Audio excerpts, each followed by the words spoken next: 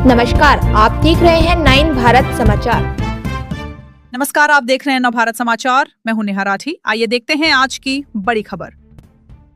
रामनगर बना राष्ट्रीय व्यापार संवाद का केंद्र। उत्तराखंड वन विकास निगम द्वारा आयोजित राष्ट्रीय क्रेता विक्रेता वार्षिक सम्मेलन संवाद 2026 का आयोजन नैनीताल जिले के रामनगर के आमडंडा क्षेत्र में किया गया। करीब 12-13 साल बाद आयोजित इस सम्मेलन में देश के 20 राज्यों से आए वायरस शामिल हुए।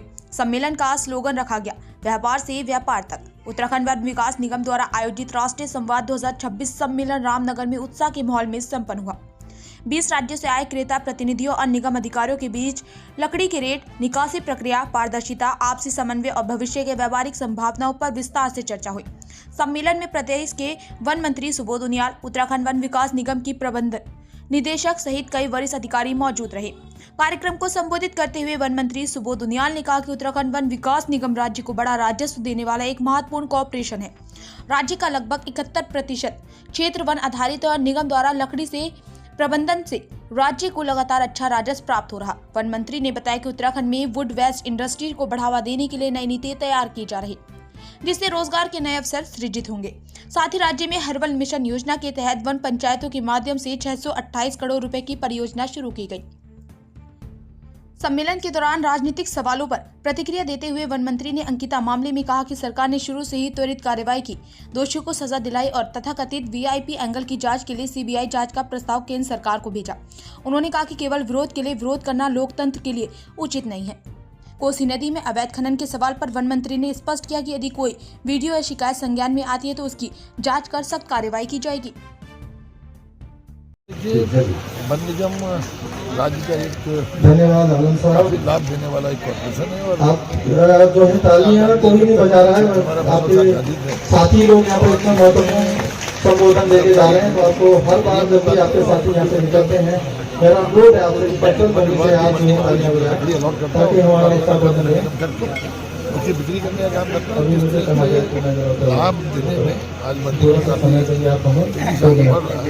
एक अच्छा लाभांश सरकार को मंडी के माध्यम से प्राप्त होता है। लेकिन अभी बहुत कुछ करने की आवश्यकता है, खासकर वियतनाम जैसे छोटे देश में जहाँ लकड़ी के उद्योग से कई बिलियन डॉलर का वो लोग एक्सपोर्ट कर रहे हैं। तो हम लोग भी वियतनाम गए थे और एक नीति हम बना रहे हैं उस देश इंडस्ट्री को किस तरह आगे बढ़ाया जा सकता है।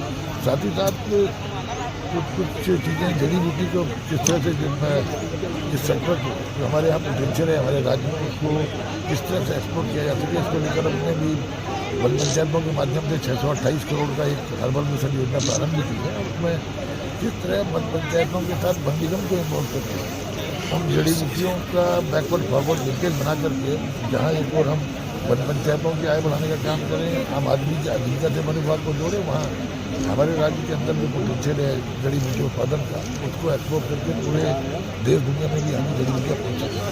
इसको लेकर भी ये मेन जो क्योंकि आज कोई भी कॉर्पोरेशन कोई भी व्यापारिक संस्था उसके बायर्स पे डिपेंड करती है कि बायर्स के और सेलर्स के आपस में संबंध कैसे हैं, क्योंकि मंथन से ही कहीं ना कहीं शिकायतें भी मिलती हैं और उन शिकायतों का निदान भी तभी होता है जब आपकी जानकारी में आए। तो इस तरह देखिए हमने तत्काल SIT बैठाई।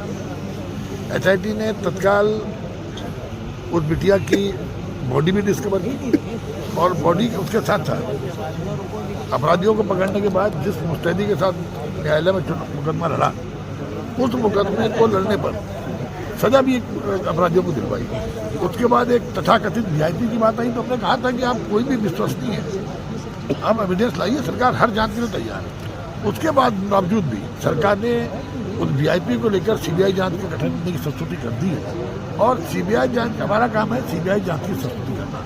भारत सरकार जब CBI जांच की स्वीकृति आएगी तो ये देखिए केवल विपक्ष में विरोध के लिए विरोध करना, ये एक मैं समझता हूँ किसी भी राष्ट्र के लिए राज्य के लिए लोकतंत्र को मजबूत करने में कहीं ना कहीं बाधा उत्पन्न करता है। तो हमेशा विरोध उन चीज़ों को किया जाना चाहिए जिसमें विरोध करना हो, लेकिन विरोध के लिए विरोध करने की भावना कभी लोकतंत्र को सशक्त नहीं कर सकती है, ना किसी दल को सशक्त कर सकती है। तो लिहाजा हमें अपनी जिम्मेदारियों को एहसास है और सरकार अपनी जिम्मेदारियों पर काम कर। सर एक सवाल मेरा यह निश्चित रूप से जांच कराई जाएगी। आपने देखा कि पिछले 4 वर्षों में हमने प्रयास किया कि वन विभाग में जब यहाँ भ्रष्टाचार रहा हो उसको समाप्त करने के लिए मेरे द्वारा कई कठोर कदम भी उठाए गए हैं और कई जितने निलंबन हम लोगों ने 3-4 सालों में किए, चाहे वो पीसीसीएम रैंक के अधिकारी रहे हों चाहे नीचे स्तर के अधिकारी रहे हों, तो भ्रष्टाचार किसी भी कीमत में वन विभाग में बर्दाश्त नहीं किया जाएगा।